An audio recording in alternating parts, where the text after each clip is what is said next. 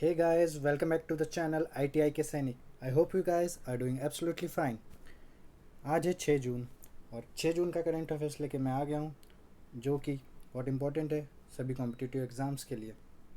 तो चलिए शुरू करते हैं बिना टाइम वेस्ट किए। पहला क्वेश्चन है, विश्व पर्यावरण दिवस 2020 के लिए निम्नलिखित में से कौन सा देश मेज़बान है? तो इसका आंसर है कोलंबिया।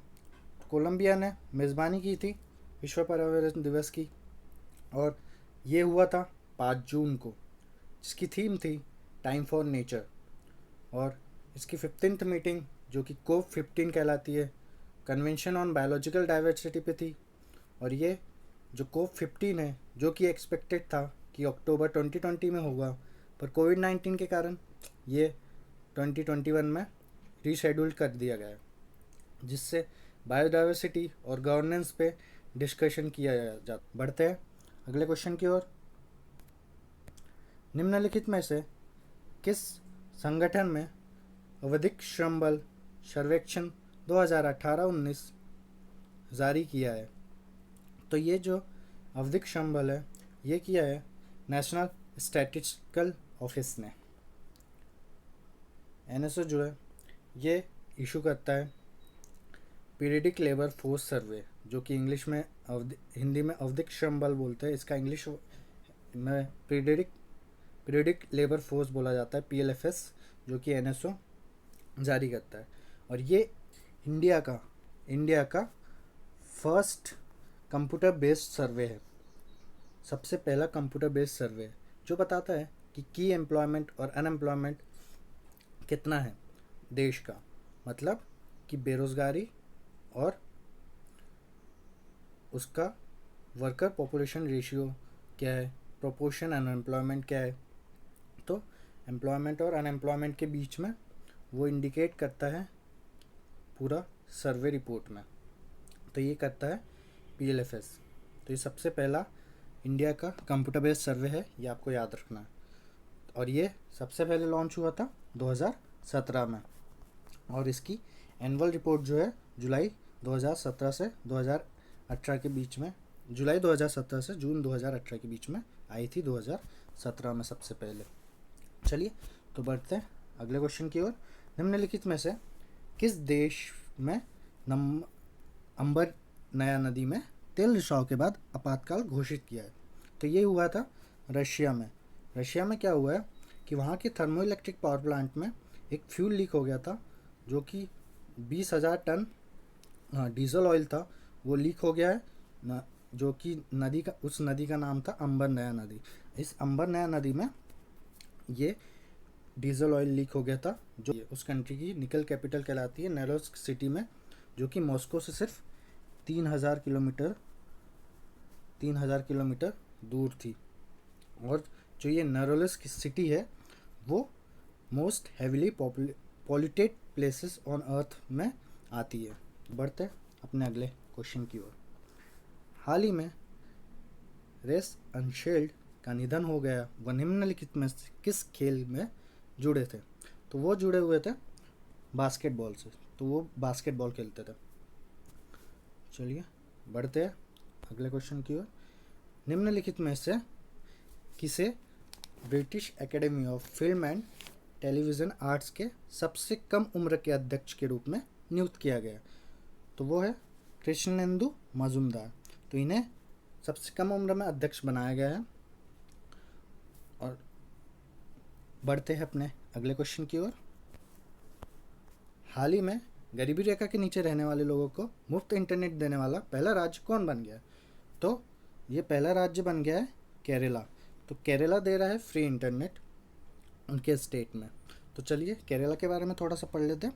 तो ये केरला के पास क्या है, 600 किलोमीटर्स की अरेबियन सी शोर लाइन है, मतलब तट। और इनके जो CM है वो अभी है पिनारिया विजयन, और इनकी पॉपुलेशन है, केरला की पॉपुलेशन अभी 3.48 करोड़। अगले क्वेश्चन। हाल ही में वंदे भारत मिशन के तहत लौटने वाले नागरिकों के कौशल मानचित्रण के लिए कौन सी पहल शुरू की गई है? तो वो पहल का नाम है स्वदेश। तो ये पहल शुरू की गई है जो फॉरेन से लोग वापस आ रहे हैं। बढ़ते हैं अपने अगले क्वेश्चन की ओर। निम्नलिखित में से हाल ही में विश्व पर्यावरण दिवस कब मनाया गया? तो ये मैंने अभी बताया था आपको कि यह 5 जून को मनाया जाता है, तो इसका आंसर है 5 जून। बढ़ते हैं अपने अगले क्वेश्चन की ओर। निम्नलिखित में से हाल ही में किस मंत्रालय ने 1 year of Modi 2.0 E booklet का विमोचन किया है? तो जो मोदी सरकार है उसका दूसरा कार्यकाल शुरू हो गया है और जिसके 1 साल कंप्लीट हो चुके हैं, तो उसमें जो ई बुकलेट का विमोचन है वो किया है सूचना एवं प्रसारण मंत्रालय ने। चलिए बढ़ते हैं अपने अगले क्वेश्चन की ओर। निम्नलिखित में से हाल ही में भारतीय उद्योग परिसंघ के नए अध्यक्ष कौन बने? तो भारतीय उद्योग परिसंघ, इसका इंग्लिश नेम है confederation of Indian industry, CII। तो इसके अध्यक्ष बनाए गए उदय कोटक जी को। न्यू प्रेसिडेंट जो है वो उदय कोटक जी बनाए। तो अब ये जो भारतीय उद्योग परिसंघ है वो बना था 1895। ये फॉर्म हुआ था 1895 में, मतलब लगभग 125 साल पहले। और इसके इंडिया में लगभग 65 ऑफिसेस है और ये एक तरह का नॉन गवर्नमेंटल ट्रेड एसोसिएशन है और इसका हेडक्वार्टर है न्यू दिल्ली में। तो आप याद रखिएगा, दिल्ली में इसका हेडक्वार्टर है। तो ये जो भी ऑर्गेनाइजेशन है उसके बारे में ये 3-4 पॉइंट बहुत इंपॉर्टेंट होते हैं, वो आपको याद रखना। बढ़ते हैं अपने अगले क्वेश्चन की ओर। इनमें से हाल ही में अश्विनी भाटिया को किस बैंक का MD नियुक्त किया गया? तो इन्हें SBI का MD नियुक्त किया गया। बढ़ते अपने अगले क्वेश्चन की ओर। निम्नलिखित में से हाल ही में इस्पात मंत्रालय के नए सचिव कौन बने? तो इस्पात मंत्रालय के नए सचिव बनाए गए हैं जो कि है प्रदीप कुमार त्रिपाठी। इन्हें बनाया गया है इस्पात मंत्रालय के नए सचिव। बढ़ते अपने अगले क्वेश्चन की ओर। इनमें से WTO में भारत का अगला राजदूत किसे नियुक्त किया गया है? तो इनमें से जो अगला WTO के लिए जो राजदूत है वो है गजेंद्र नवनीत। तो इन्हें WTO के राजदूत के रूप में बनाया गया। तो चलिए WTO के बारे में थोड़ा सा बता देते हैं। तो WTO जो है वर्ल्ड ट्रेड ऑर्गेनाइजेशन, ये फॉर्म हुआ था 1 जैन 1995 में। और इसका हेडक्वार्टर कहाँ पे? इसका हेडक्वार्टर है जेनेवा में। जेनेवा में इसका हेडक्वार्टर है और जेनेवा जो कि है स्विट्ज़रलैंड में। और इसका पर्पस क्या होता है? इसका पर्पस ये होता है, ये काम करता है कि टैरिफ और जो अदर बैरियर्स होते हैं ट्रेड में वो उसको कम करता है WTO। और इसका बजट जो था 2018 में, इसका जो बजट था WTO का वो लगभग 209 मिलियन $US था। चलिए बढ़ते हैं आगे। तो ये याद रखिएगा कि ये 1995 में फॉर्म हुआ था और इसका हेडक्वार्टर जेनेवा स्विट्ज़रलैंड में है। और अपना अगला क्वेश्चन, हाल ही में किसने टुलिप कार्यक्रम शुभारंभ किया था? तो टुलिप कार्यक्रम क्या है? ये इनका शुभारंभ किया था हरदीप सिंह पुरी जी ने और ministry of housing and urban affairs में मिनिस्टर है हरदीप सिंह पुरी जी। अब टुलिप क्या होता है? टुलिप होता है the urban learning internship programme. तो इसमें क्या होता है कि टुलिप में आपको फ्रेशली ग्रेजुएटेड जो लोग होते हैं, जैसे कि बीटेक वाले हो गए, बीटेक BArc, जो भी लोग होते हैं वो 18 महीने अपनी डिग्री कंप्लीट होने के 18 महीने के अंदर अंदर इंटर्नशिप के लिए अप्लाई कर सकते हैं।